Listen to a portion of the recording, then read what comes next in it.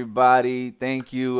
Get ready for an exciting AMA with Ian, the CEO of Photo Finish, the man that's shaking the things up in the industry. We're diving deep into some insights of growth, innovation, and navigating challenges in today's fast paced world. Ian is here to answer your burning questions, and we're also going to be joined by Kentucky Derby winner Ryan from SGPN Stables. He's ready to go. So bring your curiosity and let's kick this off with a conversation that's sure to spark some inspiration. Welcome, gentlemen. How you doing today? Great. Thanks for having me. Thanks for putting this on. Yeah, Awesome. also thanks for having me, Is man. it streaming live right now? Like, where do I This go? is Where live do I on call? YouTube. I'm gonna go ahead and post the link right now. Give me a second. It might Sure, jump in Mike. and out. Our voices will be on Okay. at all time. Ryan will be jumping in and out from video. Um, so yeah, gentlemen, how are you doing? Ryan, well, I'll start with you, and then I'll take it to boss here. Doing good. I think, yeah, I mean, last week when reflecting on the current state of the game, last week when Scott and I were drumming up our ideas for a Run for the Roses, we said, well, we have to make fun of this very serious set of reactions we've seen Mm-hmm. to the game and to what's going on. And by the way, I love that Ian is lighting up a cigar right now. Fucking awesome. But yeah, I mean, so I think when we did the show, I thought there was probably a chance that some people reach out and say some things, and the amount of people that reached out and said some things were overwhelming, honestly. And Mm-hmm. so, yeah, I'm glad that we've set this up. I'm glad that I got invited to maybe shed a couple words from a layman who has played the game for fun for the past year plus, Mm-hmm. and yeah, maybe a joke or two. We'll see. But thanks Awesome. for having me. Thank you for joining us, man. Ian, the boss with the cigar. Everybody looking at nah. What's up, man? How you doing? How's your evening going? Is it raining where you're Good. I at? Because mean, it's raining where I'm at here in Ruskin. yeah. I mean, every day, man. In Orlando during the summer. So it stopped though. It's kind of like cooled off. But yeah, and like when I know I'm walking into like a firing line, it's like, all right, well, my last rites here with a cigar and a beer. Just try and find joy where you can in Web3. That's what I've found, and mine has recently become cigars. Like I've definitely been more interested in it, and like it's kind of like a new hobby of mine is like finding new cigars. And I never smoked my whole life, never tried. Real, I mean, I would have one every like Christmas or something, but now I'm like really kind of getting into it. So Got you. Shout out to whoever it is in the photo finish community that posts their cigars on X all the time. I forgot their name. neat, neat is who Neat. turned me on to a lot of that stuff. Yeah. Neat. Shout out to you, my friend. But yeah, we're gonna kick it Yep. off. We're gonna get right to it, Ian. The first question, I guess, you know what I mean. We're gonna Yeah. SGPN Ryan went ahead and brought it up. Could you share your perspective on how the breeding process is shaping up? Specifically, how confident are you feeling about its success for Wednesday? And have you uncovered any key insights into what caused last week's challenges, and perhaps even whether they stemmed from any targeted issues, which was a concern or uh, conspiracy theories at this point? At this point, I'm Yeah, gonna call yeah, it. yeah. I love. I mean, in the absence of information, it's this is how all of the internet works, right? It's Mm-hmm. going to be conspiracy, and we tried to like obviously convey out what we could. I think back to a little bit to the timeline. So like, this happened similarly last season. Big influx of traffic on the breeding. Bryce was yelling at all of us, and we're like, we don't know what's going on. It's kind of new. It's one of those things where you just like, I'm not going to say we get stuck on our laurels, but like, this is an area we haven't had to worry about in 3 years. I mean, so like, why would we care? Why would we even be noticing that we need to be near our computer when breeding starts because we've never had to before? And so when you think about that Labor Day one, everyone's sort of like with their families, hanging out, a couple beers deep. And, here comes the Bryce DMs and the alerts and stuff. And we're like, we start all of a sudden getting actual alerts from the server too. And I'm like, oh my God, oh, what's going on? And so when it happened the first time, you're sitting there just like, triage, you don't have any clue, right? I mean, you literally have no idea in software. And, I want to also like, not gaslight anyone into saying they're wrong. You're right. It's super frustrating when it happens, but it's like it's very common. Like go look at Epic. Epic servers on Fortnite go down once a week. Like the server stuff is really hard. We've had the benefit of like kind of been able to like coast because we got it up and running. Our traffic is kind of the same. So anyway, it just catches you out of left field. It's just how it is. Like now, if we had known like we were doing a big mint or something, you'd plan accordingly. But when just something happens that like kind of catches you, you're just not super prepared. So we all jump on. Luckily, we were all near a computer. And just taking that first 15, 20, 30 minutes, like what is going on? Like what is crashing? What's turning? What's not working? And, we start to look at and like, oh, it looks like we got this huge influx of traffic that we've never had before. Where is that from? Is it from the API? Is it from users? Is it from bots? Is it, denial of service? Is it, someone like mad at me for shit posting? I don't know, right? And so you start digging in. And that's when Bryce is like, about 20 minutes in, he's like, hey, dude, a bunch of people are able to breed and a bunch of people aren't. We're in trouble.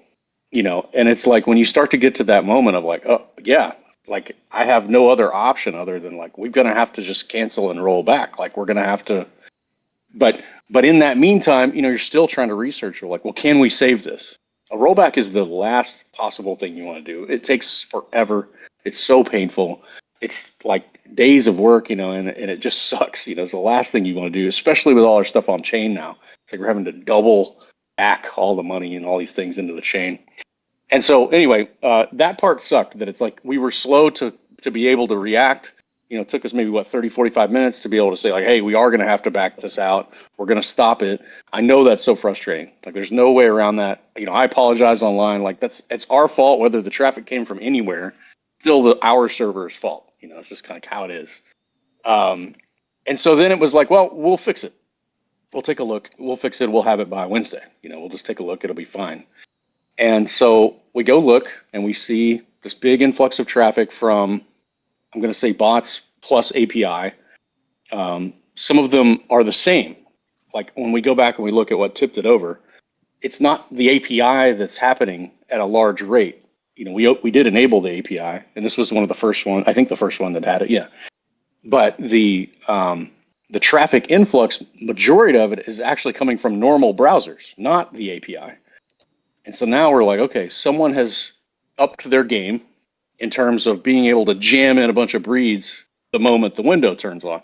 And in fact, we saw actually the minute leading up. So the minute leading up, 5:59 or, whatever, the minute before, the traffic just like straight lines up. And so everyone's like trying to get theirs in first.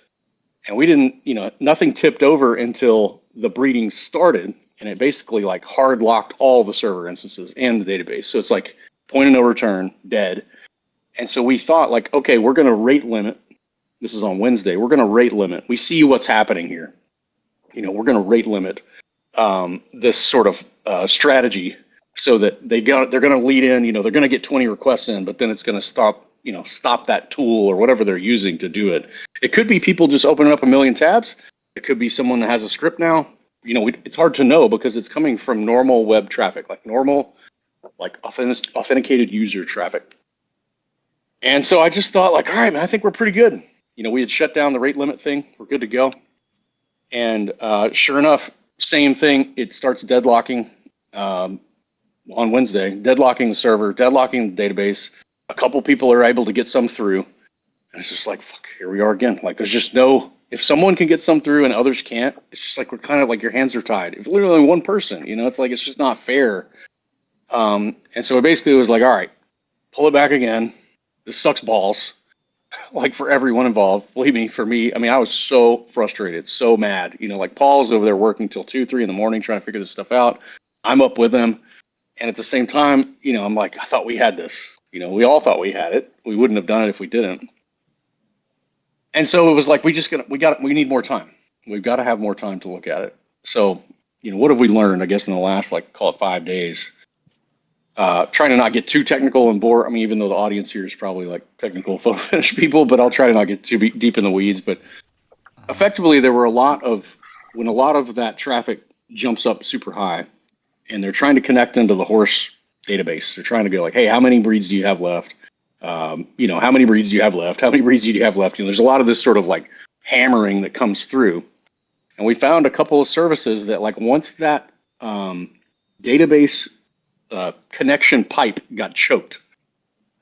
Other services would need to contact, the horse service. And they're like, hey, what's going on? And the horse service is now blocked off from other services. For example, the user access service. The user service has a job that's going like every, 30 seconds. Hey, are there any new emails I need to send? Or has a user been flagged as a banned user? There's all these like things that are happening behind the scenes. And the problem turned out to be, or one of the problems, is that when those services lost contact with the horse services, those would then spiral out of control and fall. And so now every user that's sitting there and going refresh, then that service starts piling up. And this is how server stuff happens, right? Just like cascading destruction across multiple services from one little pinch point. And so we fixed all those, we cleaned all those up, and Paul's whole thing now for the last 5 days has been writing a huge bot army unit test framework to be able to hammer this thing the same way that we're seeing the traffic come in. As of today, he feels quite confident. We're all shitting our pants that this is going to happen again, but he did run thousands of requests per second earlier today. All of our fixes worked. Everything came through. It starts to slow down if traffic gets out of hand, if we were being overly botted. Mm-hmm. But, it didn't turn over or die the way it did before, this cascading failure. And then we also shut off API entirely. I think there was just a lot of people is that the problem? Is that the reason it tipped over where it wouldn't before? Mm-hmm. I don't necessarily think so. I think it's just as much the tooling that some people are running was a lot larger of a spike, but that's not their fault. It's ours. It's just one of those things that we've got to be able to handle. And people have gotten more sophisticated, so we've got to handle it on the traffic side. And I think it really speaks to the fact that we need to change it. As it's gotten to where first come first serve is so important, and the first microsecond of the breeding window going over, that's not fun for really anyone. Yep. That's not fair for anyone. And so we have to change it. And, we can talk on this thing about a lot of great ideas that are coming through, but I want to change it by next breeding window. We're obviously looking at all that now, but tomorrow we're trying to survive. We're going to do everything we can to make sure that it just freaking works. We're throwing everything we have at it right now in terms of testing and botting, and as well as we're going to buy the best server instances we can. We're going to upgrade all the connections to try, this might cost us a fortune to get through it, but at least we know that we feel like we can get through it. So that's the goal. A long-winded answer there, but. All right. Ryan? Honestly, for those who don't know, I got my whatever you want to, I got my cut going in the tech world as a database administrator. Oh yeah. So what kind of database, by the way? Oracle back then, and then eventually into all the open sources, into the NoSQL. But essentially, and then eventually I kind of was over an entire shared services organization at Hulu, where you're describing the life and times of anyone who operates tech. You're a cost center and you break. That's how everyone sees you. And so even what you're describing, right? And one thing to call out, because the API is an easy culprit also, but I think it's also important to remind people how aggressive these frameworks are built to retry anything. And so a lot of the times that's where you get, it's not the fault of the third-party tool. I mean, it is, but it isn't, because they just built something and its nature is to say, hey, I've waited too long, let me retry. And when you do that and you're dealing with a load issue, all you're doing is creating a denial of service attack. On accident. And that's happened, and then, we've seen that, right? When we shut a user off, they become worse. And then the other thing that you mentioned is exactly sometimes the restriction of access is actually the thing that brings you down. The other thing you mentioned was just the nature of being terrified of not knowing what the bottleneck is still. So just maximizing everything and kind of highlighting, when I worked for Yellow Pages / AT&T back in the day, and we had these monolithic systems, and the trend at the time was microservices. And so we would spend all this time, all this money re-architecting and building these microservices that, as you describe, when one falls over, often they cascade anyway, and you're back to this monolithic instance of something. And so, Yeah, I mean, when I saw this go down, like my translation, I kind of gave this on our show, but like my translation was, this is actually very common. What's not common is saying what the mistake was or where the error was, because when you're just playing whack-a-mole with trying to find where the bottleneck is and fixing one thing and pushing it downstream a bit, as someone who was in that scenario a lot, like not all leadership wants to expose why they screwed up, but I tried to share with people that, like, in a technical sense and in technical organization, the best thing that you can have is this failed, here's why, and here's what we're doing to fix it. And so, I use the analogy of the offensive lineman, but you don't generally talk about those guys until they're getting beat badly or holding, whatever that is. And so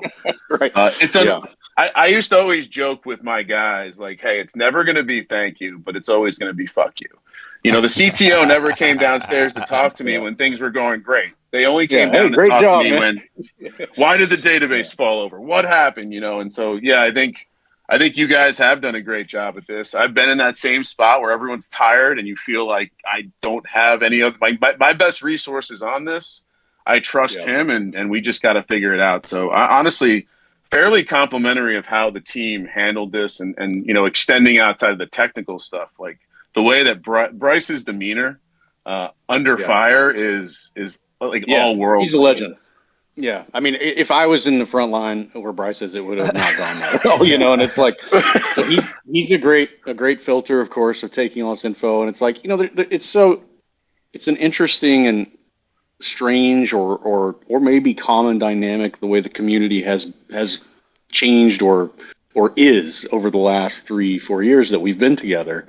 And it's like sometimes I get really frustrated. I mean, it's like not the tiniest or the largest mistake. There's just like kind of a lot of people, it feels like, ready to go dance on our grave when they're shareholders or investors of ours, kind of, which is always weird. It's like something goes wrong, I'm going to go host the spaces and complain about it. It's such a, like, to me, like, kind of strange. But then at the same time, it's like, no, this isn't strange. Like, what were you and I talking about before the thing started? How bad the Giants suck. Like, we don't. It's like we all devolve into the like armchair quarterback in all communities on the internet, and it's like no matter what it is, there isn't a community of everyone be positive about something. It's always about let's make it better together. Some people take it too far, some people are jerks, some people aren't, some people are constructive, some people aren't. It's just personality types. And so the hardest thing for me really though is just over the course of the week. I mean, this has been like a rough week for me personally. Like, I am a hypochondriac. And this is my week where I get my physical and my blood test, all the things that trigger me the most to get me into like this constant state of freak out. And then fucking breeding goes down, like on the Monday, the same day. It's just like, oh my God. Like, I just was like, I wanted to curl into a ball, but you just have to, like, all right, fetal position. But it's like, you got to go through it. You got to stick with it. And, there's nothing but apologies on my end. I mean, I think we tried to express that out. I don't think we handled it perfectly. We could have been faster. But at the same time, it's Labor Day and something we were 100% not prepared or expecting. And we should have been. But we should have been because of last season's. And that's where Bryce really gave us hell. Is like, we should have known that something bigger was coming.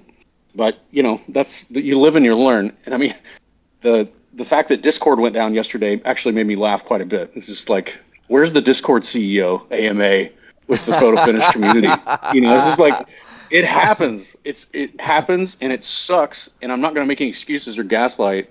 It sucks, but it's just like, it does happen. And we all have to like kind of rally together and be strong rather than like turn on each other is my hope. My euphoric utopia of photo finish community is like, let's all like make shitty jokes about it, goof on each other. We can clown on it, but like the sort of anger and the vitriol at me and at us is like always really not cool when we're all in this together. You know what I mean? So that's where I'm at. Yeah. And I think I got into a little bit of that with SGPN before we got started, where we even, like I said, even I was part of that spaces that you talked about. I was part of it asking for you. I was asking for Ian, so I'll be held accountable for Where's that. Ian? Bring me his head. Yeah, pretty much There's what I nothing wrong said, with Ian. it. Yeah, no. And I There's just nothing wrong with it. I want to be the first one to It's say just how it works. But yeah. No, and you don't have to apologize. You should expect that. Again, go search right now on Twitter, DraftKings garbage or Fortnite server. Just search two phrases and see the million, like every product, everyone bitches about it. It doesn't Yeah. matter how good it is, how great it is, how many billions of dollars it makes. There are people bitching about it. You guys remember that Tyson fight on Netflix? Didn't fucking work. I couldn't watch Tyson. I only saw his bare ass. Yeah, That was the that's when only you part that started came sign. through normal. Yeah, yeah, The yeah. fight was a big glitchy mess. And it's like, now I'm not the type of person to go as a Netflix shareholder, form a spaces and try to roast them. But like other people do, and they did because they're pissed, and it's just okay. That's just how it works. So anyway, I'm just saying It's here, gonna like, be bring it on. We're Yeah. here. We're gonna keep working on it. Bring it on. It's fine. Yeah. We love the support and the passion more than anything. So it's just sort of like, let's just do what we're gonna do.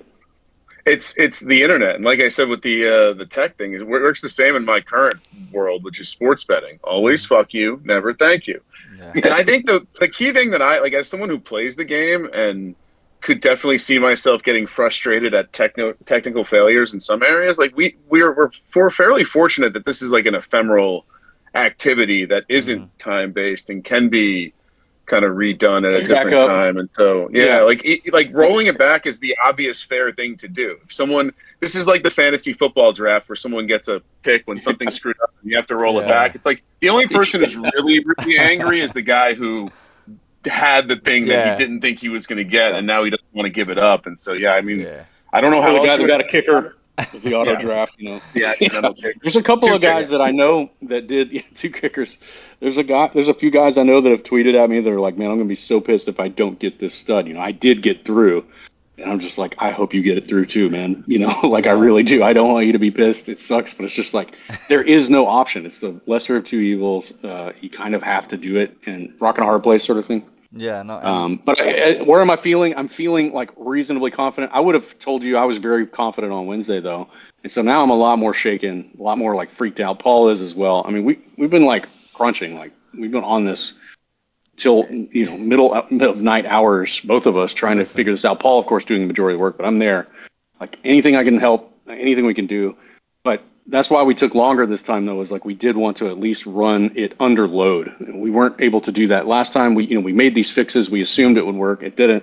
This time we are at least simulating that traffic at large rates and seeing what does crash. We did reproduce the crashes, so we did find out those like cascading failures. So one can hope, unless it 10x's again or something on traffic, which like, please, you guys don't do that. We want to get through this one before we add in some auction-y things or things to reduce the load to make it better on you guys anyway. It needs to be better for you all either way. So Perfect. And I want to close it out with this, and what I wanted to say to close it out. When I was speaking with SGPN, at the end of the day, I felt like, man, this is not something there's so much more to be concerned about. And when you spoke about your health, it just kind of put it into another level. As I have a beer and a cigar. Yeah.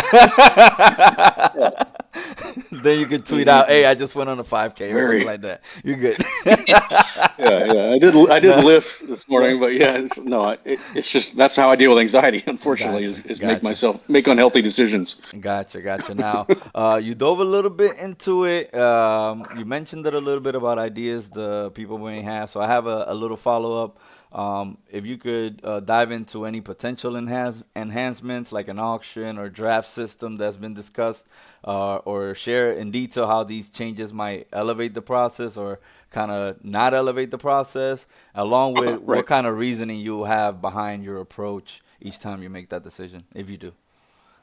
Yeah. So, I mean, I think there's a good like 4 or 5 sort of suggestions out there that are, very, very interesting. And they've been on our back burner for a long time, but it's just one of those things that like, we'll get to it later. We're doing this, we're doing that. And so now I think obviously it amplified the priority. Like we need to go ahead and do this. So I'll step back and first talk about problems, which everyone I think hopefully will agree on. And that's the good part. We can all sort of agree with the things that we probably want. And then maybe we tweak and tune, or we try, sort of these different, we might have to try different types, but time zones, big problem. People that are in a different spot, UK, they're screwed. Like the folks that had to stay up till 1 a.m. and then end up getting delayed.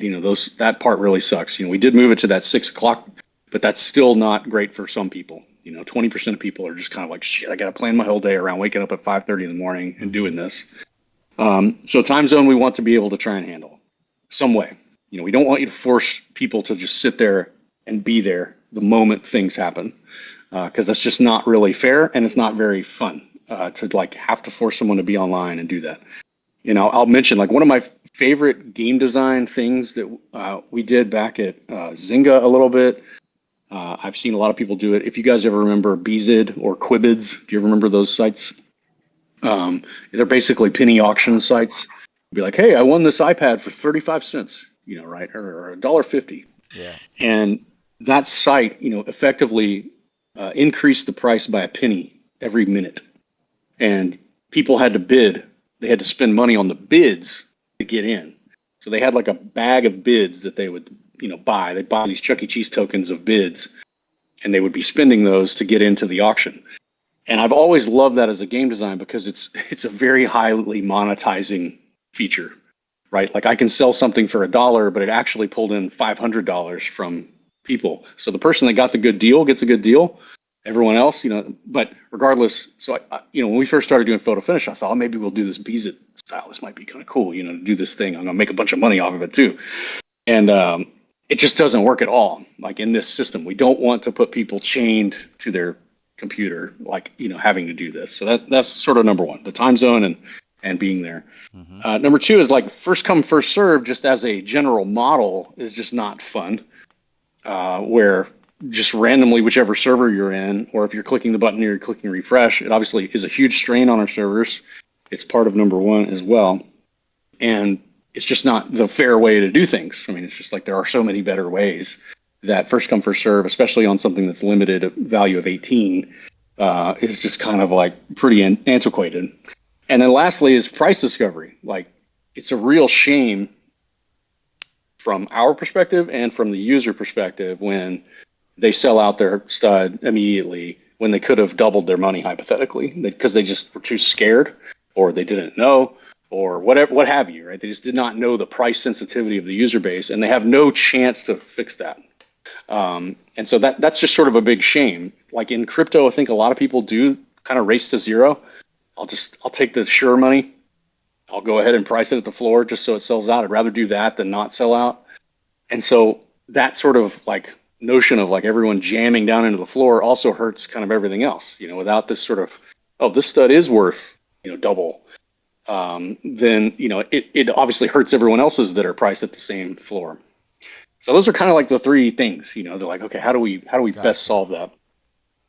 And then the other thing too is like, once that sort of initial burst is over as well, like I think it should be relatively open. It should be easy to get these studs. Like a lot of people in this game have a lot of things they need to do. So the last thing we want them doing is having to, again, spend babysit time, wait 3 days to find out they didn't get a horse, for example. And then now like, oh my God, now what do I do? Scrambling where like that cascading set of failures could happen. Yeah. So I think there's a number of things that I want to try. And, I've been sort of typing some of these up and talking to the team about them. I want to do them for next season. It's going to be tight, but I want to still make sure we try to do something. I think one of the there's two that are like one of the easiest to try. One is Dutch auction, and that being optional. And so like when you want to list your horse for a floor, you want to put them up at 6K, then just put them up at 6K. Like it doesn't matter. It's first come, first serve. It's still there. But if you have, if you're one of the 20, 30, 50 people that has an elite stud that gets value, but you don't know how much value it's worth, Dutch auction is a really great option for that, for you and for the other users. And Dutch auction, so it's basically you set a top price and a bottom price. And when you set the top price, the auction begins, and anyone that bids is getting it right then. They're buying it right then.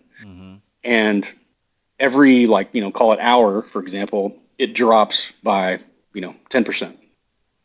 Or 8% or something like that. So I set the price at 50K and I say, well, the minimum I'm going to take is 4K. Well, every hour it's going to drop proportionally down in price. And so then now you do have this sort of like, oh, there is price discovery. Users that don't want to wait and be tied to their thing, they can just bid and get it out of the way. I think with that, you probably want users to be able to go, I'm going to set a reserve bid price. Like when that thing hits 8K, I'll buy it. But if it doesn't, I don't want it. But in that world, it's like now all of a sudden, these top end studs can get a lot more cash. People that want to FOMO in, they will. if you're sitting there and it's at the max price, like it's at 100K, and all of a sudden 3 or 4 are going, you're like, shit, maybe I should go ahead and get one now. I don't want to risk losing out on this, and you can make that decision yourself. And so the stud owner does a lot better. The people that want to FOMO do a lot better. The people that want to wait are fine. They can set their reserve and forget. So just having a lot of those options is one of my favorites. The other that I think is, somewhat interesting is sort of the auction 24-hour. So let's just say you set the price just at kind of the same 8K and 4K or something. You set a reserve. Actually, you set a reserve. That's probably a better way to do it. I'm going to say 6K. That's what I want out of this. And it's blind bidding. And so people start just auctioning. They're like, I want it for 12. I want it for 4. I want it for 7. I want it for 15. And then when the auction time is up, basically like the lowest price becomes the floor, and everybody gets it for that lowest price that got in above the 18 if it was oversubscribed. That one I think is pretty good. Gotcha. I think it's okay. I think there's like a few little flaws where it's like it doesn't quite help on price discovery as much. Like if I have no frame of reference of what people are bidding, then it's really hard for me to know what's competitive. Like compared to an auction in real life, you see the guy goes $1 million and you go, oh shit, 1.1, 1.2, 1.3. Like without that, when it's blind, you have no frame of reference. And what I don't like about a real auction is this fact of like you do have to sit there and wait it out. Like you hypothetically. Now, of course, we could say everyone throws in their max bids and it just sort of auto bids its way up, similar-ish to eBay. You go in and you say, all right, yeah, I'll bid the current price right now, and actually I'll bid double. So as people bid in, it'll auto bid and push me up. I don't think that's terrible. But eBay is not a great reference here because of the number of items. So like the fact that there's 18 of them, and if 16 people are willing to do that high bidding, but then there's only 2 more that are like, well, I'll just pay the minimum. Then it's like everyone gets crashed back down to the floor, and all that was fun for naught. So anyway, there's sort of the flaws of both of those. But my hope is that we could, again, this doesn't have to be the default way that all breeding works. Mm-hmm. It's typically for the top end studs. It's for the people that know what they're doing. The people that really probably want to get more out of their barn, but they're struggling. They're scared to overprice or underprice. Having them find a way to find that price sensitivity where the market really does determine the price is the goal. So I would love to, like, for example, vibe code a quick prototype that everyone can join us in, and we try it before breeding window. Like, just throw this real quick website out. Everyone lists their horse or whatever, and we try the thing, within an hour or something, so we could kind of see. I think the problem is, like, not everyone's going to be happy. Not everyone's going to think it's perfect. Yeah. But it does. No matter what we do, we have to step function up from where we are, at some level. And then it's like, okay, well then, how do we go, better and perfect from here? We don't have that much time. You're looking at a couple weeks until the next breeding window. So it's like we don't want to like be having this drag and it's not ready again and it tips over. We need something kind of like simple to gets to like a good jump up from where we are, and then we can keep iterating and keep improving. The other ones that came up, just to mention, the fantasy draft ones, actually think it's great, but also like confusing. Like, I think it's cool. I think it's really interesting idea to kind of bring in some of that fantasy sports stuff, but it's also like, oh man, like the draft order and it's going to be harder to code. People knowing it's their turn. There's all these like things that make it a little bit more like, oof, that's going to be tough to sort of convey to the end user, to the people that aren't just in the Discord. Like, it ideally to the people that aren't just necessarily there, they can just look and go, just like eBay. Like, yeah, I'll bid that much. And then that's all they have to think about. Or as opposed to like 4 picks till it's your turn, that's a lot harder. And it's okay. It's a cool, like I said, it's a cool idea. And maybe that's something we like vibe code test, next season or something. But there's no way we could finish that in time. That one's a much more complicated way to do. Gotcha. So, Ryan, you got something? Ryan? I also think just in general, like raising the barrier to entry is not the goal. It seems like the main problem is on the top end, which I don't think there's a ton of overlay between the entry point and the people who would be auctioning off their studs. They certainly like the Dutch auction is a great way to do. Maybe there's a way to make like the first 24 hours the bidding process for any horses on auction, and it gets sorted out. You know, you take the time element out of it, and it gets sorted out automatically. I don't know how you would do that or the best way to roll that out. And you're right, not everyone's going to be happy, but I think you're right to identify that removing this is just like again using more analogies, but fantasy league where you just have free agents, you're just benefiting the person sitting at their keyboard, which also tends to be the person who's going to scream the loudest when something changes away from where they had an advantage. I mean, generally when someone loses an advantage, they get very angry, and so. But I do think that the idea that the studs that are going to be selling out or thinking they're selling out, having some sort of auction process I do think the Dutch auction would allow for better price discovery as well.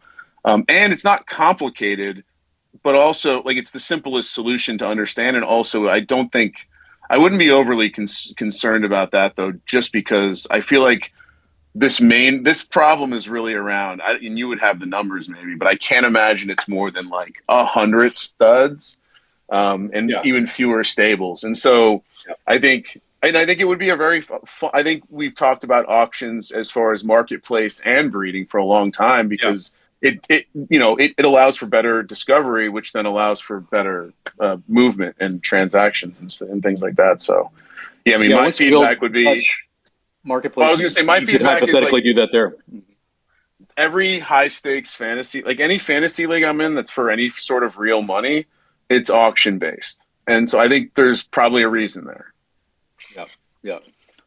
Awesome. Yeah. We used to do like free agency when EA always had these really crazy, we had 4 leagues, I think, that had a relegation and promotion sort of system, all that stuff. And, but that was like no free agency. You had to be in the meeting, or you had to call in or send somebody in your absence. There's all these things that you had to go in. But it was like, that was the only fair way to do it, and you also, I'm trying to remember exactly. We kind of stack ranked the draft order of the free agents as well, based on scoring points of the previous week, so if somebody had a shitty week, they had a shot at, or maybe his record. I'm trying to remember exactly, but it was just a lot more put on fairness. And I mean, I think at some level too, this like, no matter what we do, as long as it's sort of like a new and interesting mechanic that we do test out and everyone sort of tries it out first, like it's a shot in the arm of like something unique that could maybe bring some more excitement. Because right now it's just kind of a drag. Like I've watched a few of these people. What do? They open 250 tabs and they just sit there and go breed. It's just like, oh man, it's just taking a lot of the fun out of it. You look at the auctions in real life, that's such a real fun, the Keeneland sales and stuff, and it's always kind of an interesting thing. So yeah, anyway. Well, and also just from a content perspective, it allows for, that becomes a thing that is almost content worthy, whether it's marketplace, breeding, the way that we can present our studs or other studs. And, it does seem like that, not that it's obviously not an important aspect, but it's a happy side effect. Yep. Yeah. Awesome, man. Thank you again, Ian, for all the insights you shared so far. No problem. You mentioned, hey, I want an iPad, like something like that to that effect. I was hoping to get your perspective on something that I noticed in an article written by SolanaCompass.com. You said, and I quote, "I was definitely tricked at the beginning by feeling like it was on fire and there was going to be 1 million users here, when in reality, there's not that many like players in the space."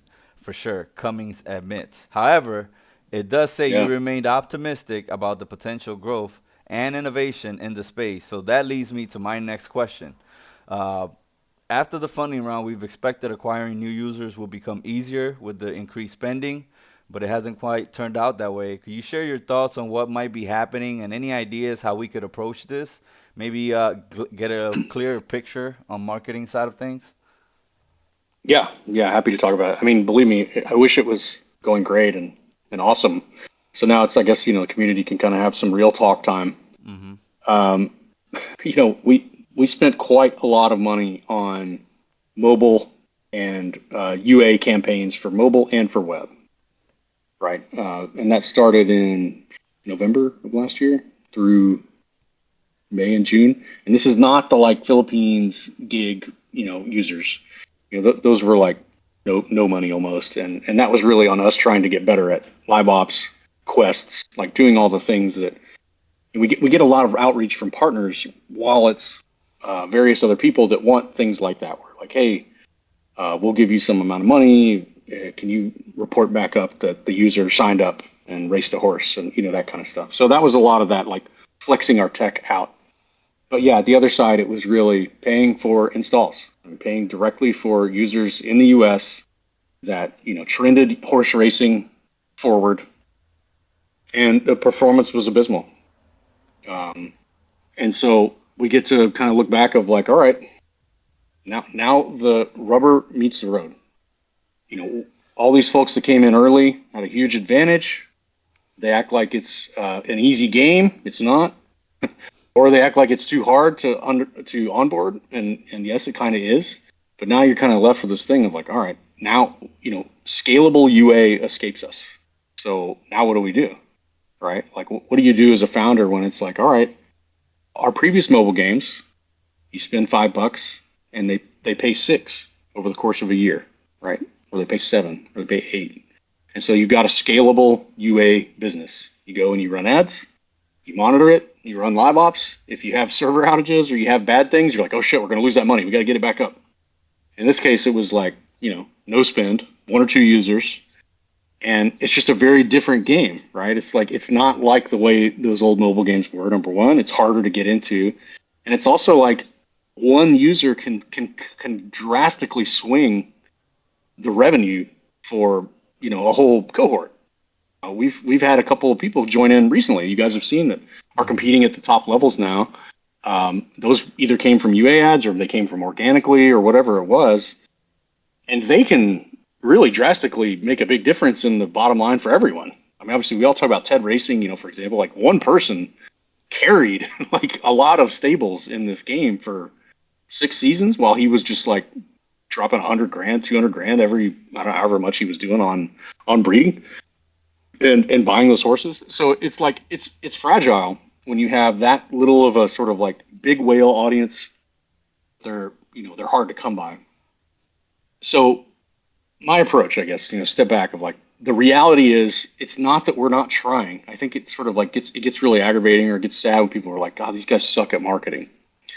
No, we don't. Like we do know what we're doing. Problem is the product isn't scaling with marketing spend. They're not coming in and staying at the rate that I hoped. And so some of that stuff of like, yeah, I thought on Solana, we'd get all these users, there'd be 1 million people that'd play it. That was incorrect. Like we got blessed with this community kind of out of nowhere from Solana Mint, from, some of Horse Racing Manager players, from the beta, from Crown. And we've captured, thousands of users that love the game and play it. Adding an extra 1,000 has been extremely difficult, and it's cost a lot of money to try, and it just hasn't happened. And so to me, it's been like, all right, what's the problem? What are we going to do? What are we going to try to fix this? And there's a lot of things that I want to try and do. And finding the priority, finding the right one to do is difficult. I have a really, really good friend who's like super senior marketing guy, has been a VP of marketing at huge companies, at EA, at other small companies too. He's at like one of the top fantasy gambling sites now. So I talk with him all the time. He's on our advisory board. And we're trying lots of things.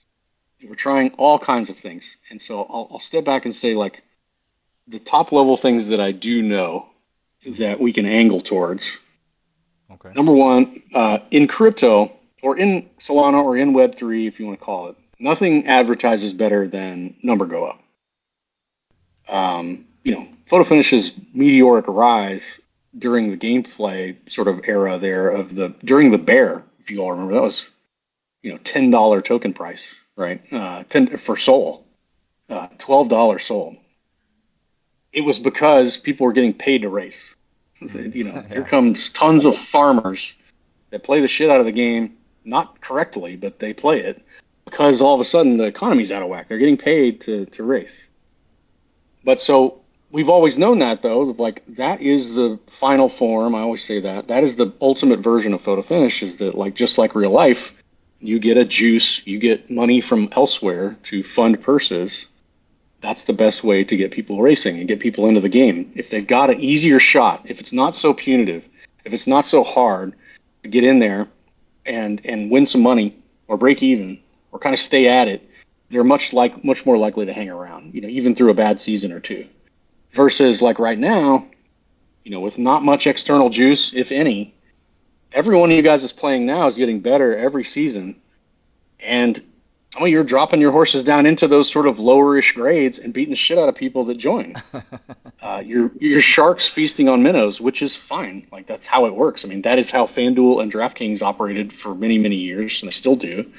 It's okay, but it's like it makes it to be a hostile environment. So I know that goal number one, number go up, will be one of the best marketing things we can do in crypto and in Web3. And how do we do that? Well, that's the entire reason we put so much on, the OTB and the Open Tote and the Vibe. I mean, that's the entire point of that initiative, is to generate as much money as we can elsewhere in a negative sum game with that team, so that all the purses are juiced. And so then it's like, well, yeah, photo finish will attract more and more people because the purses are huge. That's the best marketing we can do in this corner of the internet. People will come, they'll learn how to play, because why not? Like just like they did before, they'll do it again. So that's one big slice of the initiative. Mm-hmm. And then the other is like approaching it from we could say that's the bottom of the funnel. For example, that's the hardcore players. They're big spenders. They're whales. They're in crypto already. What have you. But this is the people that are like down at the bottom of the funnel. Mm-hmm. The other half is the top of the funnel. And so that was what we tried, and it just like was kind of abysmal. Like, right, it just was not scalable. And we ran very high-end advertisements. We spent lots of money. We worked with marketing teams. We worked with the Derby. This is stuff that we're trying things. Now, people think that we're not, but it's because you don't see it. It's not on crypto Twitter, but it's like there are ads all over the place in these niche pockets of gambling or sports betting or FanDuel or this and that. And we're getting installs, but not retention, right? Not spend. Mm-hmm. So the other angle of that, and this is stuff that we've been working on, is that funnel. Like make that better and fun and standalone fun by itself without you having to spend money. And, I know a lot of community gets frustrated. Like, when's this trainer series? The new trainer series. I mean, that's what that is for. Like, we want the trainer series to be this. And why isn't it out yet? Because we haven't found one that's good enough. Like we've built lots of different prototypes and attempts to try and make that top of funnel experience good and fun and standalone. I mean, it's almost that. It has to be standalone. It's got to be fun enough, just like Photo Finish Classic was, just like Horse Racing Manager was, our mobile games, to stand on their own, for people to play it without real money involved. And it's just not ready yet. It's just not good enough. Now, am I confident that we can do that? Yeah. It might take a long time, but like we've so many years into, this sort of horse racing business, into the users, into the players, we've just learned so much that like, yeah, can we figure this out? Yeah. Like, I think everyone realizes or remembers, like, games are like one of the hardest business in the world.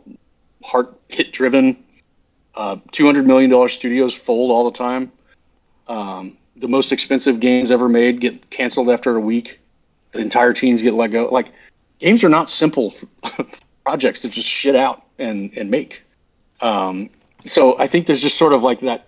Everyone's got to realign their expectations, and maybe it's on us that we're not communicating that enough. But at the same time, like, I don't want to, because like people bitch about it. They'll tell me I'm doing the wrong thing, or they'll FUD it or whatever. And it's like, sometimes I want to put my head down and go build something and try it without the cacophony of voices, right? I mean, it's like, it's designed by committee or it's designed by me. I'd rather it be by me in something like this.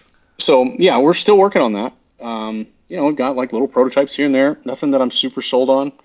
I think that Bryce, my camera died. No, you're good. You're good now. You're good now.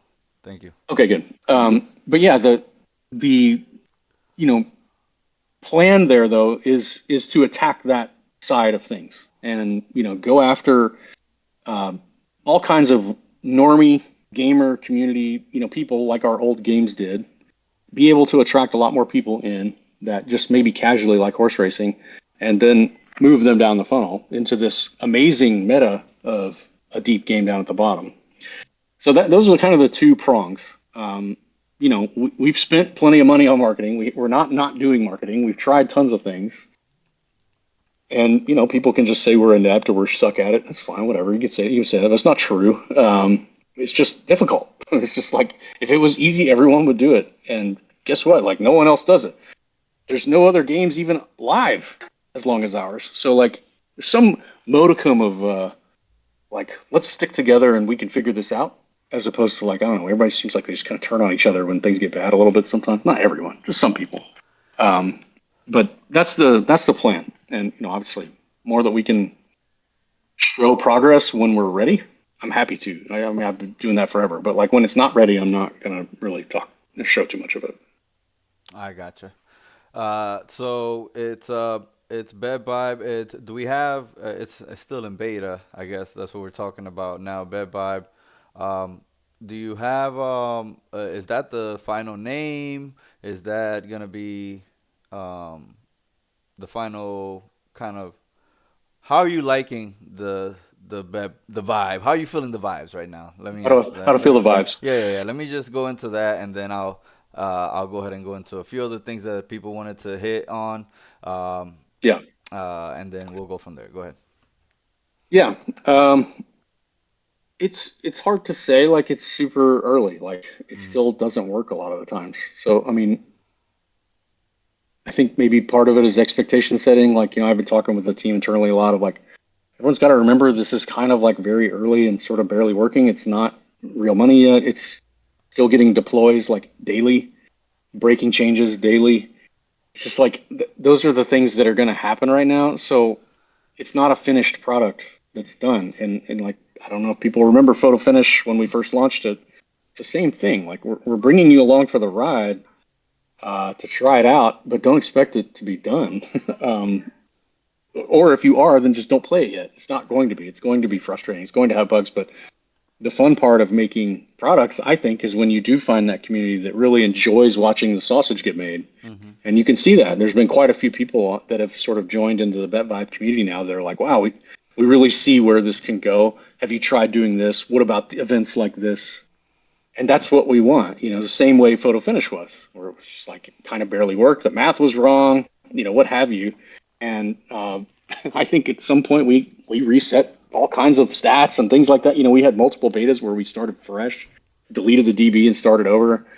It's just like that's sort of what it is. It can feel frustrating because it's like, oh, there's all these other products that are out that are just going to kick your ass. But you're never going to compete with FanDuel or DraftKings. And it's like, well, we're not trying to. It's an entirely different model of trying to approach things. And so I think it's just going to take time to marinate. So in terms of the things that I'm the things that I don't like yet, I'll start with that, the negatives. Yeah, I don't think the brand is working yet. We haven't spent any time, like, we didn't hire an agency. We haven't worked on the brand at all. We haven't done a style guide. We haven't done any of those things that you normally do, like we did with Photo Finish. We haven't trademarked name. We haven't done any of the stuff that we did, that we normally do, because it was really like, it was sort of a joke because vibe coding and, vibe marketing and all this vibe, stuff that was happening. It was like, oh, what if you're just vibe betting? And we're like, all right, that's fine. Let's just go with that. And then what does a vibe bet look like? Oh, it looks kind of like it pulses. It's kind of a vibration, all right, let's go with that. So it's fine, but I don't think it's like dialed in yet. You know what I mean? Like, it's okay, but it's not like dialed. I think there is a thought process there of like making sure that we do spend time, and we are doing this, on positioning it so that people don't go like, why would I ever bet on this instead of Polymarket? Or why would we not, what's different about it? And why would I bet here instead of DraftKings? So there's the positioning and the sort of the vibe, the feeling of it that needs to be conveyed there that I don't think we're good at all yet. Even though I think internally we know, we haven't conveyed it or messaged it, and it doesn't bleed through the materials. I think when you look at that Photo Finish logo, you look at it's sponsored, or partnered with the Kentucky Derby, it sort of oozes what it is right away. Can I get it? All right, it's virtual racing. That's very high end. Mm-hmm. That vibe's sort of right now still kind of all over the place. Is it Yeah. goofy? Is it funny? Is it memes? Is it 70s? Is it not? Yeah. A lot But of that's okay to colors. me. A lot of colors Yeah, a in lot of there. colors, a lot of the pink and the blue, and it's just sort of like, is it rainbow? Does it look like does it look like it's a gay pride? Just things that like it's just not dialed in yet. But I don't. So hopefully people know that I'm not like, yeah, it's the best perfect thing. But it's a representation of us just like let's just get something on and start working on it. Like you could sit back and work on your logo for a year, or you could just launch something and go. So yeah, that is still in progress. I'm not crazy about it, but it's also like there were certain things that I do like. The one thing that I do like that I want to make sure it can do somehow is stand out in that sort of sea of now everyone doing prediction markets, everyone doing sports betting. Like we do have to make sure that we do look different. If every day we're posting a slick sports photograph with the odds, like it's just going to be lost in the sea of everyone else that's doing that. And that's not really what it is. It's all this other parimutuel and exotics and pools created by users, all these interesting things that come with it that are different from the others. And so we got to work on that and get that dialed. What I do like about it a lot, I suppose, is it's got such a built-in advantage, I guess, against a lot of other products. With number one, our existing photo finish community. Number two, our acumen. Like once we start actually running marketing, like we're not a shady crypto company that no one's heard of. We all are doxxed. We all have history working at huge companies, and so I like that. This angle of being able to help this BetVibe product go to market can be a lot more legitimate. I also really, really like the creativity that parimutuel and exotics provides that no one else is going to do. And that notion of pick threes and superfectas, things that you could do across multiple sports and across multiple events that just no one does. And it's the fact that it's pool based and it's parimutuel. It's like it's opened up in a lot more territories. It's opened up for other users to use it. It's also like it can deliver some of the best odds and multipliers way better than fixed odds.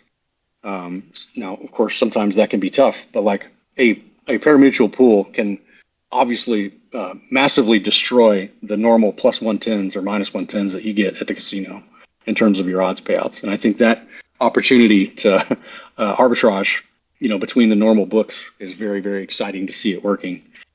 And then outside of that, there's two parts of it that just have been really thrilling is, getting eCogra certified. So an actual certification step that most people don't do. And then that means it's an officially licensed casino. Now, like we haven't gotten that official, paperwork done. That's why we're not going yet. But like this isn't some crypto only undoxed bullshit. I mean, you can think about tons of these sites that came up that are just fucking totally illegal. And it's like, in this era, being able to have a legitimate angle on things while still hosting user generated content for having a lot of variation is, I think, a really unique benefit. And then lastly, yeah, today we got back our second security audit on the smart contract on OpenTote and no critical issues there. So like that was a huge step. So there's like, Congrats. the underlying certifications, audits, prep work to actually attack this thing with compliance, legality, intelligent security. A lot of people don't do, and it maybe takes longer and people get frustrated. But those are the things that I'm really excited that it's like it's going to really take, I think, some areas by storm. And along with that, I'll just lead into OpenTote. I think OpenTote has insane potential to really disrupt the entire horse racing tote economy.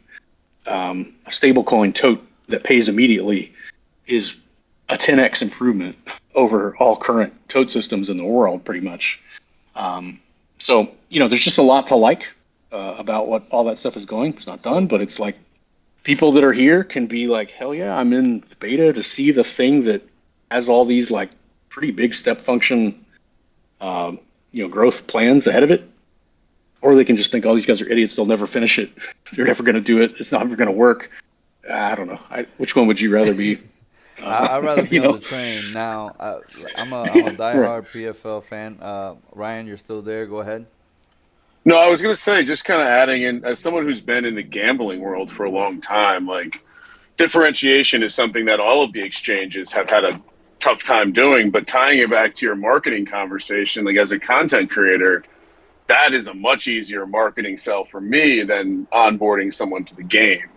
Yeah. Also, worth noting, you said, well, you mentioned how, like, the competition is big. You have FanDuel's, Polymart, big dogs out there, but that doesn't matter. The average person who bets a lot and who operates in degenerate activities has multiple accounts, especially Yeah. if they're plus EV or consider themselves plus EV. And so there will be, that's one bit of pressure to download, but also I think you just have an element of looking different. Think Underdog early in their existence. They weren't Right. like some of these other things, and it allowed them to like seem different and fun and more youthful, and they're the good guys, and it Right. drew people to Right. their site, and now they are one of the big dogs. And like the last thing I would say, as far as like the game itself, pick threes, superfectas, like that's the kind of stuff my audience would eat up. Yeah. And you don't have to, again, sign up for the game and start a stable, which can seem, higher barrier to entry, Yeah. seems intimidating. Signing up quickly for an account on a betting site is something they've already done many times, and now they can drop a couple dollars to win a lot on a trifecta when we're streaming the Derby or whatever. That's very attractive. I mean, that's essentially, no one cares about minus 110 bets anymore. They want the I same know. game parlay Yeah. experience, and they Yep. want to be able to bet a little to get a lot. And so I think, to your point on what parimutuel can offer, that's fun. Most stat yarded, whatever. Think of whatever large pool future, like all of that stuff is what people actually want to bet on. And I think, yeah. So I am very excited about the bet vibe stuff, and then the tote stuff, which I never even knew much about at all in the real world until you guys started operating in it. And to give you some context on some other, everyone knows what odds jam is. If you're a top down better or a steam chaser, as we used to call them, they didn't Mhm. sell for whatever the hundreds of millions of dollars because of their front end. They did because of their B2B business, selling data, offering that service to be used at scale. And I think that's the interesting thing about this tote framework. Like, it does seem like that is the accidental moonshot version of this story. You're right, and it kind of is. I hate to say that, like, we planned for it. We didn't. Like, we always were building. Basically, we wanted to do a smart contract version of photo finish betting, and the moment we saw it kind of working in action as the OTB with the team, it was like, this is like way bigger than we ever could have imagined, because you start to look around at the real industry. Like, you just see a lot of people just don't realize how old school it is.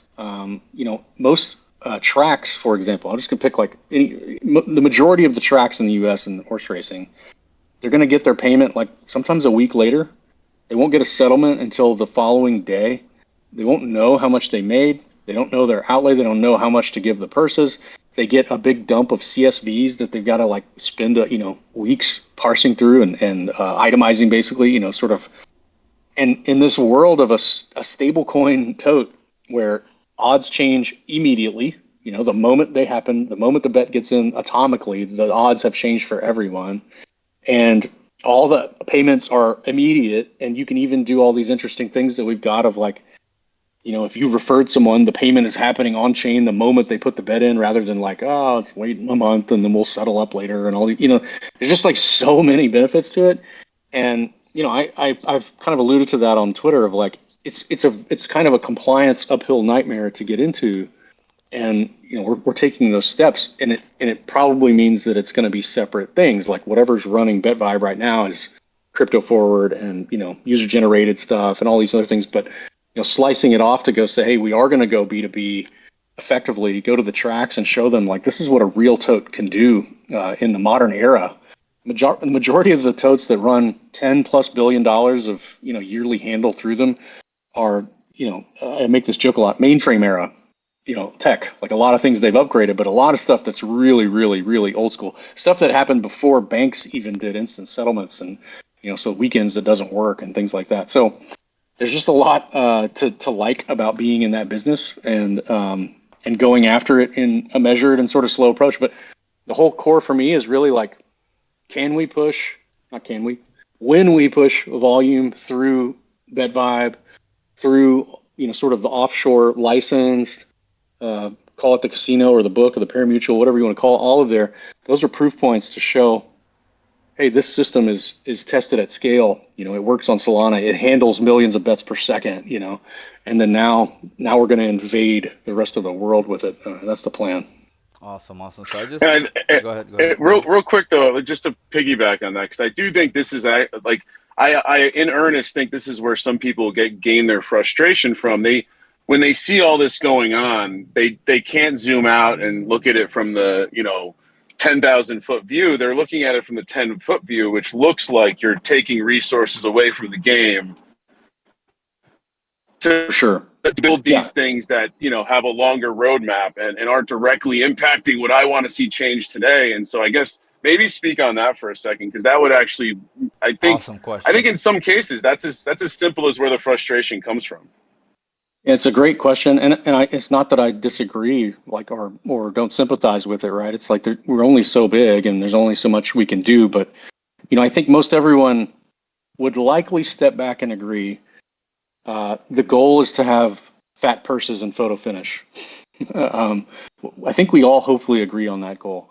I want to be able to race my horse for $1 million purse with no entry fee. Like, how do I do that? That's sign me up for that game. Where I have a $70 breeding fee and $1 million purse I'm going for. That's what I want to try. And so all of the effort is around trying to build that reality out. And I personally don't think that happens by focusing only on better filters and photo finish. Like I know it sucks that sometimes there's things that people just get crazy about, and I agree. And I try my best. We've got Ryan Belke, we've got Paul, we've got myself trying to build in these things. There's new things coming. I'm trying to make sure that we do, especially with the breeding snafu, give some stuff back to give the photo finish a little bit of a shot in the arm engagement, like the trophy room. These things are working on. So it's like, get some stuff going, but you have to realize that will not grow the purses to the amount that we need for everyone to share in the love going forward. We need to have the negative sum external source funding these purses to make it truly like what we all want it to be and sustainable. And to that point too, it's kind of interesting to think about, that negative sum game could be a mobile game. Like Photo Finish Classic was a negative sum game. It made millions of dollars and no one took any out, right? It doesn't have to just only be people betting on photo finish races. There's just lots of things that we can do around the ecosystem, but we have to remember as a community and as a team, we need to incentivize and juice the purses from external sources to make photo finish truly the game that I think we all believe it can and will be. Otherwise, it's just how long will people trade stacks with each other? We all know that that's not going to last forever. Just no matter what new features you add, the whales will continue, or the sharks will continue to feast on the minnows until there's not much left. And you see a lot of games do that. So, you can get mad at me or frustrated with me, but all I'm trying to do is make you money. Just remember that. My entire life goal, I work tirelessly. I have no life. I work 80-hour weeks. I've been doing this for 3-4 straight years now. All you guys, even when you yell at me, I'm still working for your bags. You all, almost, I would say half of the people on the top of the leaderboards have made way more money than I have, for example, in this whole thing. And so I'm working for you. Just remember, I'm here for you. I care about you. I'm looking right into your eyes. I want to make this happen for you, and I'm dedicating my whole life to it. So, let's do it together. Turning on me isn't going to help. And that's all I'm saying.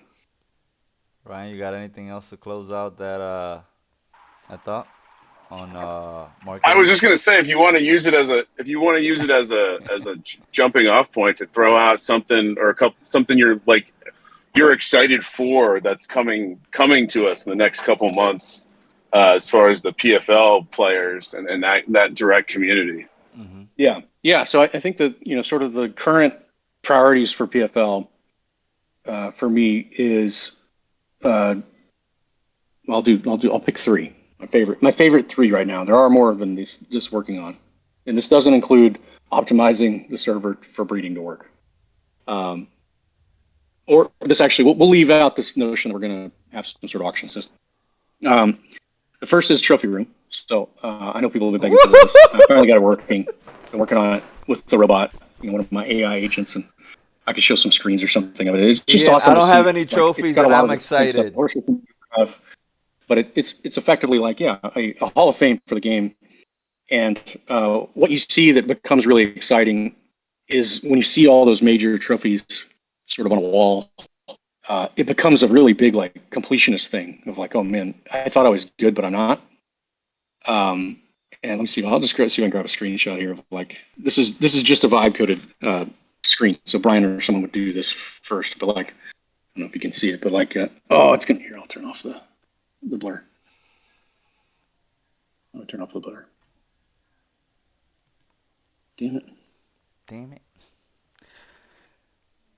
That's awesome, Ian. That's some. Y'all heard it here first. Gallop run. We are working, and we are working on the Yeah. trophy room. We are working on the trophy room.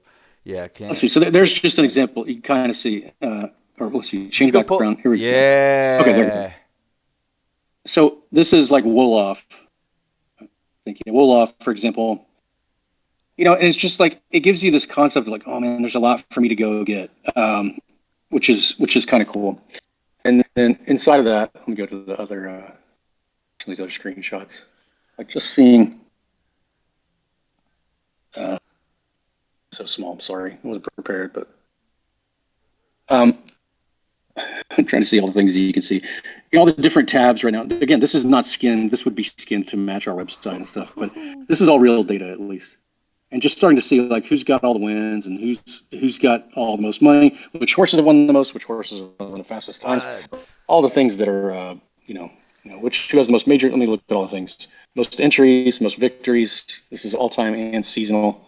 Most earnings, most majors, most prestige wins, which is like sort of the slightly under like graded, and then speed records, and then your own personal trophy room of all the things that you have done. So I'm pretty excited about that because it's like, everyone sort of like really wanted it. I've always wanted it, but it's just been like, we don't have time. But now with AI, it's like, all right, AI, go build this thing and it can kind of help me do it. You So got that's Ryan one. in there, right? You got Ryan in that trophy room, right? Ryan in the trophy room. He's in the Yeah. I mean, trophy he room. obviously he'll have a Derby trophy, right? I mean, it's like one Sheesh. of the few. And Let's you go. can go to a page of all the majors. You can go click on the Kentucky Derby and see who won every single one of them. And but, Awesome. it just feels like a historical Hall of Fame. It's kind of wild to see. It's obviously been this long. There's so much history and lore on that. Yeah. So when you go look and you see the fastest times at the Derby, it's just it's just very cool to see that much data. It's like 29 seasons Nice. worth of it, at this point. So it's pretty cool. And so that's one. Let's see. Number two is this sort of I want to say I don't want to say trainer series, but really a lot of this top of funnel idea, and that comes with two sort of parts. One is us trying to prototype out some things I really like about a casual, more sort of bite-sized experience of photo finish that means meaningful progress at your own pace, not having to wait days for races. Possibly even sort of taking care of a little bit of your stable, not training. This stuff wouldn't affect photo finish live, mind you. It's like sort of the graduation phase for a standalone experience. And along with that, that's where we're testing out this stuff that I've mentioned a few times, which is the spillover. And I'll talk through that just briefly. But the problem right now, in terms of metrics that has plagued us for quite a while, is canceled races. It's one of many problems that we need to solve, but that one is a very clear one. The UX of having your race canceled is pretty miserable. You wait for 8 hours, 12 hours, 18 hours, and then find out it didn't run. We've seen a lot of the people that lapse. Those are the things that end up affecting them a lot. They just end up having 3 or 4 races cancel, and then they just kind of, all right, that's it. I'm not going to try this again. So spillover, the way spillover works is you create at least some sort of a bed of races that can oversubscribe. You can imagine this is exactly how our mobile game worked. But I create a left dirt race, left dirt 8 furlongs, and I allow any number of people to enter it. it could be kind of a claimer, it could be an allowance, it could be any type, but we're doing this with a trainer. Left dirt race, 8 furlongs, and open for entry. It's open for 4 hours. It fills with 200 people. All 200 run. They all get to run. It basically makes these clones of the race, and they all run. And so it effectively removes all cancellation on that race type. It ensures that people get to race no matter what. You don't use it everywhere. I don't want to like just throw it into photo finish live, because a lot of the joy is finding some of the the spots where you're going to go race and doing that. But this is one of those things that really helps that top of funnel. It's kind of a baseline for people to try out. And so that's sort of the stuff that we're working on for the trainer is, or whatever you want to call it, the top of funnel, to like get users in and have a good time and have meaningful progress and be able to not have cancellations, all those things.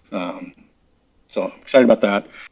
And then, in short term, or I guess medium term, is Japan. So that one I'm excited but trepidatious about, I guess.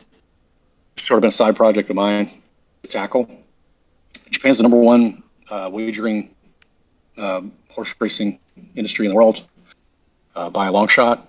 And most people don't know, but Photo Finish Live's design is Japanese. It came from Horse Racing Manager, which came from Derby Impact. A lot of inspiration in these old Japanese style games. That's why we have the S rating. These things are not Western concepts; they're Eastern, and it's sort of their style of game. Like in-depth, deep horse management game is big in Japan, and so I've been basically got a few applicants on a Japanese-speaking, bilingual kind of community manager / UX sort of design person to start building out a community in Japan with onboarding specific to Japan. I'm not looking at like translating the whole site or some massive thing, but really trying to get my feet wet and see if I can get 500 people in the community from Japan.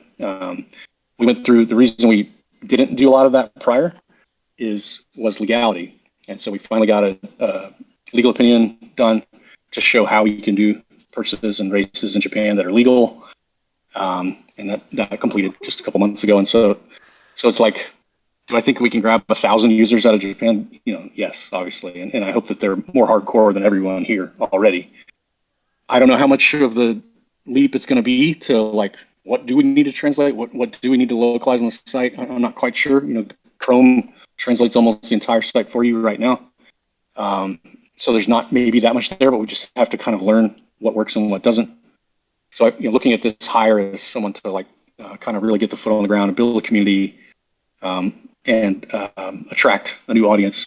Find an influence over in Japan. I've found quite a few that have like millions of followers that just like watch horse races, stuff you don't see in the U.S. You do not see like horse racing influencers here, and there are tons of them there, and you can see the success of Pretty Derby, any number of Japanese. There's lots of Japanese horse racing games that have actually that make a few $million a month on mobile or on web. Sega, I believe, still makes millions of dollars a month on their arcade horse racing games in Japan. I mean, it's a great market, and we've always sort of put it off because it felt so daunting. But now that we got that legal opinion finally done, I'm like, okay, that's a step that we can go attempt. And it's maybe moonshot, maybe it isn't, but I'm very excited to see how that goes. Those are my top 3 right now, and of course, adding on to like BetVibe and OpenTote are, I think, going to be monstrous. But the photo finish people, hopefully those things maybe excite them a little bit. That's a lot. That's a lot. And I also heard, I want to just twist it up here since we're talking about a lot of exciting things. I'm thrilled about the momentum that we got going on. I love to hear your thoughts on how the partnership with Churchill Downs and the Kentucky Derby has elevated the PFL over the past 2 years, especially in ways that have shown through beyond the NBC broadcast and this year's race promotion. What exciting opportunities or impacts have you seen from this collaboration? Yeah, it's a great question. It's been a learning process, like working with Kentucky Derby specifically, and I think a lot of people will ask, like, oh, why aren't they marketing us more, or why aren't they doing this or why aren't they doing that? It's like they're really big org. It's like you don't ask the NFL why they're not running more Madden commercials. It's like that's not their job. It's ours to use it. So you can point it at us. Do I think the partnership is worth it? Like 1,000,000,000%. Like I think some people ask, why do we even do this? They don't talk about us. Why do we even have it? Because it adds the biggest air of legitimacy. I mean, that's why it's there. It's like you can immediately. I mean, I've infinite stories within our community of like someone goes, I don't know, that sounds weird, virtual horse race, and you go, no, it's part of the Kentucky Derby. And they go, oh, okay. Like it's such a big difference maker to have a license that really immediately elevates you to that level. Now, how do we work with them more has been, one of the challenging parts. They have a lot of like staff turnover and people that we know leave or this and that. They just had the marketing director that we've been working with. She just left. But I just met with them, and the whole discussion was about renewal. And, the good news was that, like everyone wants to renew. Commercial terms seem like we're going to be able to pull it off. Doesn't seem like it's that bad. And they really want to do more stuff. They really want to like dig in and do a lot more with Road to the Derby, with mobile, with web. Like, so a lot of it is on us to kind of push them. And they're similar-ish sometimes, where it's like, how do we reach young people in horse racing? The same questions. How do we find more young people to come play photo finish? I mean, we have similar problems, and sometimes both of us are like throwing darts, and you're just kind of like guessing what will work and what won't, and you just try things.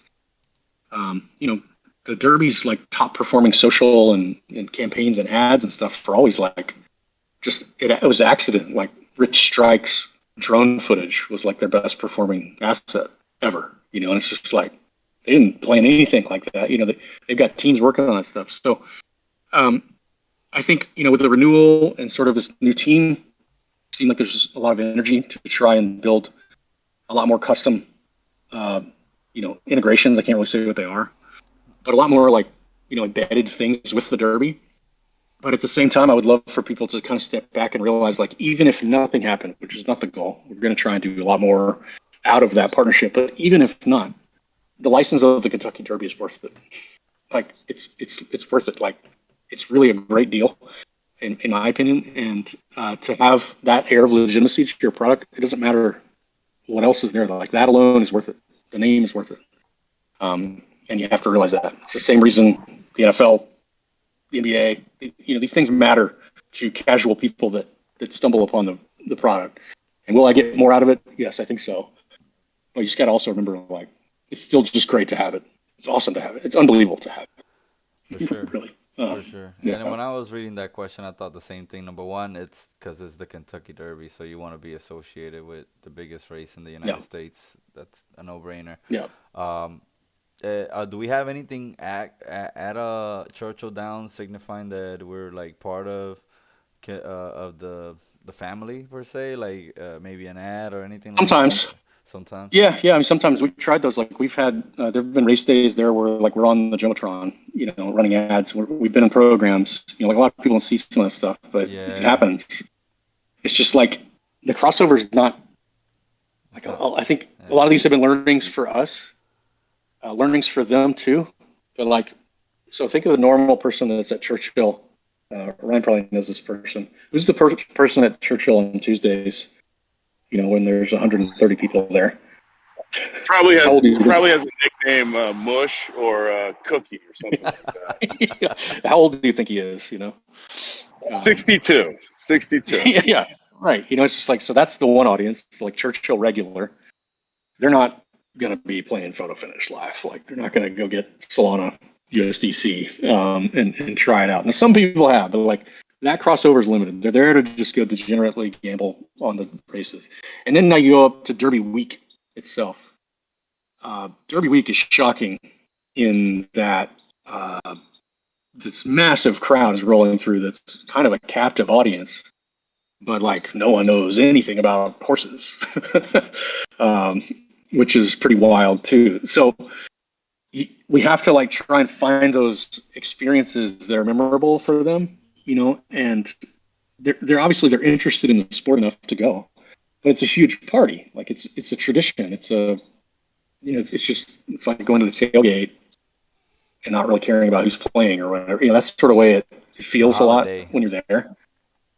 And so they have the same thing. They want more like hardcore people to start betting and to be players. They're trying to convert these like party goers into players, and so we're in the same boat on a lot of those things of like conversion and trying things out. And if I had my druthers right, like you would walk into Churchill, and we have a big like 8-person digital arcade machine where you can play photo finish, whatever that means, and it's got big screens and horses, and like those are the things that I'm trying to kind of pitch to them of like, let's make this place a little more digital forward, not so like traditional, like let's do something wild.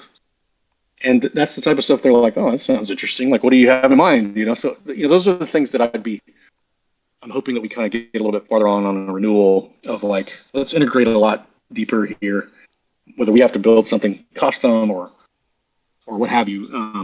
I think one of the things as a product that I've always thought that we could deliver is like the normal betting experience at horse racing is rather intimidating.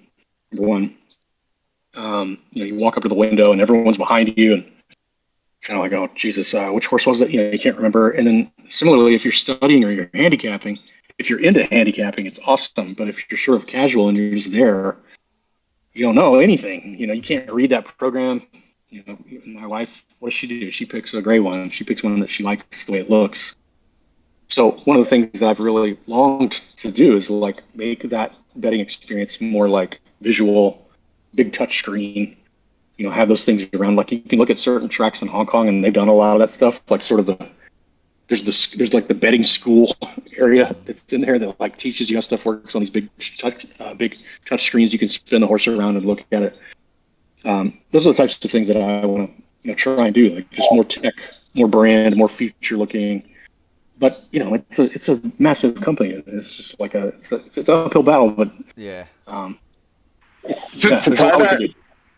To tie that into sports betting, I mean, honestly, some of us remember going to the window 20 years ago, and if you don't have the rotation number, you're going to get yelled at. But what did they do? They figured out how to make that easier with kiosks. The idea of a parlay was even convoluted. Now, same game parlays are as simple as tapping a couple buttons. Like some of those gimmicks too, I think the horse racing community, I'm in the content space. We're able to touch any type of gambler. There's just no one that's consuming horse racing content even because of it has that, it's archaic, it's old, it's convoluted. When you open a racing form, it's very confusing. And so, yeah, to your point on simplifying that process, like that does feel like the best way to get the youth in. Yeah, I totally agree. I mean, the kiosk is a great example. Like I don't ever go up to the window barely in sports books anymore. Just either obviously my phone app is pretty strong at this point, or I do like doing the kiosk there just because you can use your slot, ticket to your slot winnings to go plow into Giants futures or whatever. But I think that notion of like some sort of visual representation and easy touchscreen kiosk sort of thing. I mean, like that's another angle of open tote that we are talking about now. It's like if you look up on the site, Amtote or these others, like they sell kiosks as part of their package, and I mean, kiosks looks like they were made in late '90s. Like everything is just kind of dreadful. Like the text is all squished. It's like a yellow on red. You're just like, what in the hell? Have you guys seen an iPhone? Like this feels like pre-BlackBerry looking stuff. And so there's just like a big step function up that the sport needs from a technology standpoint, and it's just a priority thing. And just like what you guys are saying, like if I started building that, everyone would be like, why are you working on photo finish? We need filters working. This is bullshit. The fleet figures are wrong on yielding. It's just like I get it. So you're always just trying to balance these growth sort of like attack angles, but they all take time. Your team's small. Where do you juggle the priority? And that's the fun part, I guess, of being a founder, just trying to get all that in order. And I guess like I actually have to drop off, Ian. Super cool conversation. But I guess to flip it over to the reverse of the like things you're looking forward to. Is there something on the horizon, like, or something that makes you that makes you wake up and hear bump in the night in terms of PFL and the roadmap? Um, no, I don't think so. I mean, I think there's sort of a constant state of photo finish has uh, not just photo finish. Most gaming communities have this nervousness level of the sky is falling and it's all about to implode. A lot of that is probably crypto PTSD as well. I guess I would just give some sort of reassurance, like, third time's been in business for like 9, 10 years now. Like, we're gonna always make it work. Like, runway's fine. We have plenty of time. Like, there's no like, uh, there's just like, I don't know. There's a lot of people just thinking it's just any second it's gonna explode, and Yeah. it's not. I Like, think it's that's the gonna, rug. I think that's the you rug know, pull culture, and I think like yeah. it's reassuring from my perspective just to hear you say you're good with you feel good with the runway. The Oh runway's yeah, safe. yeah, You're not totally. I mean, I'm we're not about renewing to a walk off the cliff like a lemming. no. I'm renewing I'm trying to renew a multi-year deal with the Derby, investing in all these other like products. Like, it's just we're fine. We're totally fine. And like I said, we've been alive for 10 years. We're not just some like no name whatever like rip through all our runway VC funded thing. Like, we actually have products that make money. Some months are positive, some are negative, but like we're fine. It's like cash flow is okay, balance sheet's great. Like, it's just like, I don't know. Maybe that's the lack of info. Just people do it, but I think it's a lot of like rug pull. Like you said, all your horses got burned and dead, and you're just assuming it's going to happen here. But like, yeah, there's no plan. And to your point, my co-host Scott, co-owner of the FGPN Stables, always reminds me. He's like, no one in crypto puts their face on it, and you guys put your face on it, and so I do think that Big matters. mistake. And yeah, maybe. I mean, I Yeah, put my face yeah, out there too, which is sometimes a big mistake. But great talk, Robbie. Thanks for having me. All right. yeah, Cheers, man. guys. Thank you for joining Thanks, us, Ryan. Have a good one, dude. SGPN Kentucky Derby champion. Go, John. He's out. How much longer do we got, Ian? How much do we got? 10, 5 minutes, 10 minutes? I'll just Yeah, go just quick drop a few fire. more. I'll go quick Yeah, fire go ahead. here. 3 month Mhm. notice. People been clamoring about 3 month notice with some significant investment owners have made and stakeholders have made, particularly events like the S Stakes, for example. Can you dive into possibly committing to a 3 season notice period for any major schedule changes? We'll love to hear. Oh, I guess we just go quick fire here. Go ahead. Yeah, I mean, sometimes that's a Bryce question. He's brought that up of like, we obviously really want to find an equilibrium and not make those changes. Like, it's just been so much iteration to get it to like an even point. And I think this coming season has very little change to it, like kind of minor stuff here and there. We got to always iterate based on the populations and what we're seeing. We're going to have to do a little bit, but I would love to lock it down more. I'll have to get with Bryce if he's anywhere near comfortable with 3 months. That seems hard, but it might actually make him like breathe a giant sigh of relief of like, okay, I've got time, instead of like, he is under the gun a lot trying to make these changes to get stuff fixed. I Hmm. mean, you're looking at a game that definitely has required a lot of iteration on schedule. It's a near impossible math problem, and it always has people unhappy. Some people happy, some not. And so you're always trying to iterate on it. I do think that something like spillover could really drastically help a lot of the schedule by removing a lot of that low end racing and just making it kind of like it's always there. You can always count on it, claimers or allowance or what have you. And it's not necessarily this big like nightmare of trying to find something. So then like the well tuned schedule is really up in that high end, and then yeah, that could just sort of stay locked and everyone can commit and they know what they're breeding towards and all that. But yeah, I can't answer for sure on the 3 month, but I could talk to him, and we can bring that up on kind of a future message or something after we get through breeding of like, all right, Gotcha. what do we need to do to lock? I'm just gonna go ahead and fire off a few personal questions that I have. Are you gonna announce? I know I'm an avid like historian of. I try to look for as much AMAs and old stuff that you said, everybody has said, and I ran into when the SS minus was announced, Yeah. announcement saying it was coming. Is there gonna? Are you? What are your thoughts on that? If you're Oh, was that teasing sporadic? when an Yeah, SS yeah. is bred? Yeah. I will not do that this Okay, time. okay. No. All right. Yeah. Quick fire. Another one. When I watch horse races, sometimes at the end there's a little yellow line that comes up at some point in the race. What does that mean? I've never been told by anybody. Nobody's been able to tell me. I've barely seen it asked for. I'm sorry, guys. This is my personal time. Go ahead, Ian. Now you're talking about in photo finish? What? Yeah, like when you see the race playing, at some point the racetrack at the top, which illustrates like how far they've gone or where they're at in that point of the racetrack on the top left, I believe, or top right. At some Top point, right? it Yeah. turns the track turns yellow. I think it's just it's if it goes over a mile, it's to show you that it's going Cause, again. cause I think it's even in like small. I guess I'll Really? have to take a look at that. That's That always might be something. bugged. Yeah, that might be bugged. That's something I, that's I always been. remember it was like it changes colors as it crosses over, and like once they finish a lap, so that you know that there's more coming. But there might be Mm, something wrong there. I don't. We haven't changed that in forever, so I don't know. We have to look. gotcha. Continuing just a quick fire. I'll say we'll lock it in 2 3 minutes. My next questions was in regards to let's see. Let me see the audience, see if they have anything last questions here.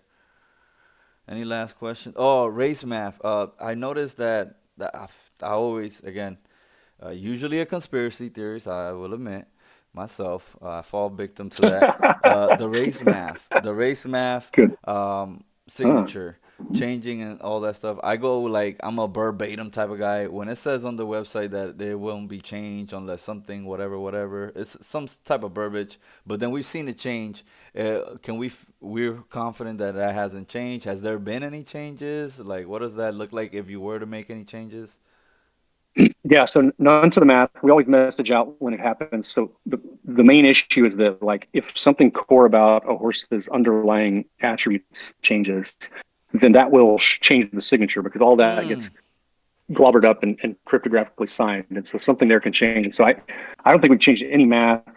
We always message when that signature does change, what we specifically changed in the code base. And gotcha. then this new e-Cogra signature thing, like we actually can't change race math without their double audit. So it makes it even more now. So we're going to add all that to the website soon, the e-Cogra check mark and the audit of the RNG and all that stuff. But what that means is that another third party has now audited our RNG. And so we can't change it without breaking that audit, basically. We would have to pull down the check mark. So if we need to change any race math or anything around race math now, we have to get them to confirm it before we push it live. So hopefully that gives people an extra layer of like, sort of transparency, security feeling. It's now pretty locked. It's sort of annoying. It's like, oh God, we can't change anything now. But we haven't changed the math in forever. So I remember the recent one was injury. Injury, Um, yeah, injury. So I yeah, was just it's wondering, like like, enough people were like, man, enough is enough with injuries, and so like I think I just turned them off pretty much, and that triggered a signature change, right? Because that was math. okay, let's see if anybody has any questions here. Uh, no, I don't see, man. I think we've answered them all, and I think Oh Ryan man, did a great job of joining here's that. in. I don't want to take too much. I was an hour and a half. Thank you so much, Ian. You don't know what it means. Yeah, dude. I Oh man, I really appreciate appreciate it. it. You're a great host. Thank you. Hopefully we do this some other time. Yeah. I don't I it was impromptu really. I asked and you were there. I really 100,000% appreciate that, and I hope we do it again soon. I'm catching everybody like Kamish. I'm catching everybody. Wolof owes me an interview. So what do you want to see Yep. from the content creators? Let me ask that. What do you want to see from us? What do you want us to do? I mean, I think the best form of content creators is making this look like a fun place to be and hang out and play, And so I think a lot of times when we make content for Photo Finish, we are very guilty of this as well. Like we get into the weeds of the entire game. Um, and you have to imagine someone just kind of scrolling by that might see it and might be interested. The moment you get into like the turbo weeds of like, well, does he have one of blood and blood, based on this, all this stuff. It's like, all right, maybe that game is too much for me. So I definitely think that from the top level, like thinking of creating content as that sort of journey a user can take, uh, highlighting wins, the excitement of owning a horse in a very simple way, and then graduating down into like the weeds. But at the same time, showcasing that, this community is kind of unmatched, and there's a lot of you guys have made lifelong friends out of it, which is super exciting. And we've Yeah. had real life experiences together. bourbon tastings together. There's like all this stuff that happens. I think a lot of people are attracted to that. And it's like, oh, this was finally the home I was looking for on the internet. A sort of like degenerate, gambling, but also virtual sport, ownership, fantasy thing. So yeah, I think just conveying that as opposed to like, I'm going to make a video about, breeding S stamina with S hard and what it does. It's like that's pretty farther down the funnel. And so that content is great to have. But if you just were thinking about a strategy and trying to reach every person along their different journey, would be my suggestion. And again, we suck at it too. Hey, I like we're try to not very help good out at it any either. way I can. Again, man, I love what you've Yeah. done with the game. At Thank you, this man. point, Appreciate it. is my favorite game ever, and I think I said that today in the Discord. We have to come to terms that this is probably the best game that we've played, and we kind of had to take a step back, and Yeah, the whatever. passion of But that is like, as frustrating and as painful as it can be to get all the heat, it's only because people are passionate. It's like, what would be the worst thing is that no one gave a fuck if the breeding tipped over. That would be much worse. I think if everyone's like, whatever, breeding didn't work, don't care. That would be way worse than everyone being super mad. So, yeah, I think the passion there is what we just got to keep leaning into. And I just try and remember and remind people like, hey, man, we are working our ass off on this. We have been, and we ain't going anywhere. We've been here for you, and we boom, made you all a bunch boom, of money. boom, boom. Let's go. Let's So, go. That yeah, was Ian, yeah. the boss from Third Time, CEO. Let's go. That was it. We're out of here. I appreciate everybody for coming through. Shout out to everybody in the Gallop Run chat. I won't name everybody because somebody will get hurt in their feelings. I will name the first person that I brought in here was Rancho Coqui. He won the season 16 rookie rally. So shout out to